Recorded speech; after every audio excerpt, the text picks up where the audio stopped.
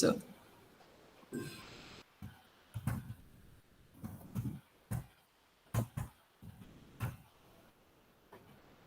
Greetings, everyone. This is Yes and Akshita from CSE 4th semester. Today, the presentation topic is JButton from Java's Swing library. The construct would be based on the latest Java Standard Edition 16th. Good morning, everyone. Let's know more about JButton. JButton is a class from the Java X Swing library that implements a clickable endpoint for the user to interface with. It is an implementation of a push button. Buttons can be configured and to some degree controlled by actions. Using an action with a button has many benefits beyond directly configuring a button. The Java Action Listener is notified whenever you click on the button or menu item. It is notified against action event.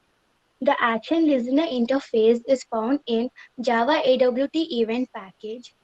It holds a handler method called action event which takes an action performed flag parameter that invokes the said method when the event is performed, that is, the button is clicked. JButton is a subclass of Java X Swing Abstract Button class, which all the more adds flexibility to JButton to be added to any sort of implementable layout such as JComponent, AWT container, AWT component, and so on.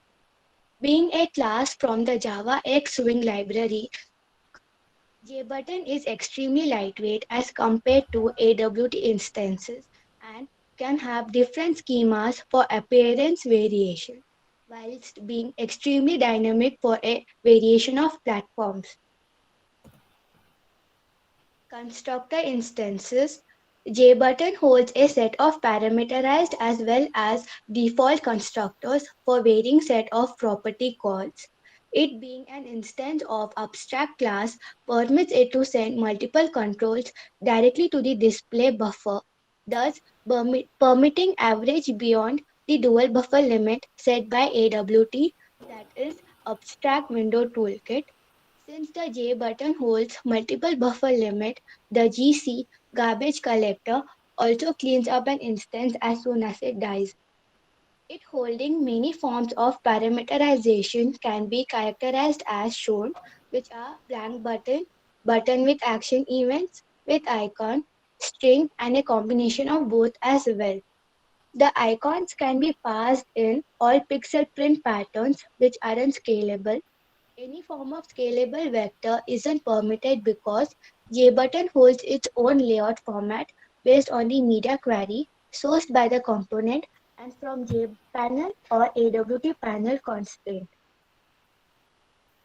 Code hierarchy and explanation. Now, we shall move on to the Eclipse IDE for a better, concise, and more comprehensive understanding of the code structure. The program begins with an import call to all the necessary required classes through java.lang pipeline. The class JButtonTest shows both form of inheritance, that is absolute as well as abstract. We have an instance of JButton object. The constructor extends the JFrame layout and thus handles the base component. Since the class also implements action listener, we override the action perform method of that class. Button is added to a JPanel layout which is contained within the constructor instance. Button holds a text hello which is passed as initialization parameter. The button uses the onPressed invocation from the AWT layer called addActionListener. This handler, being defined in an instance in the class, can be invoked by using this call. The handler requests a property change of the button by invoking setBackground, to which the parameter is provided by the AWT color class. Main method initializes a JFrame object that accepts the constructor instance of the JButtonTest class. The frame invokes a set of methods for visibility, media constraints, and exit method on user window interactions. Let's now move on to the output console. The window shows a graphical JFrame with an empty title bar discarded by system state. The media constraints for the frame, as set in the main method, represents a pre-scalable resolution of 200 by 100 pixels. The frame stop with a 5-pixel padding houses the JFrame in the horizontal center of the window. The button on click invokes the property change method, which repaints the whole frame through a control signal from the JRE. The signal comes either as a real-time min instance or a real-time max instance on any Unix system for either buffer allocation or dereferencing. The method thus provides the raster layout fill and the background of the button becomes blue. The property, however, that is the text parameter, still holds its color since the redraw invocation isn't applicable to the user parameters. That's all for the presentation. Thank you.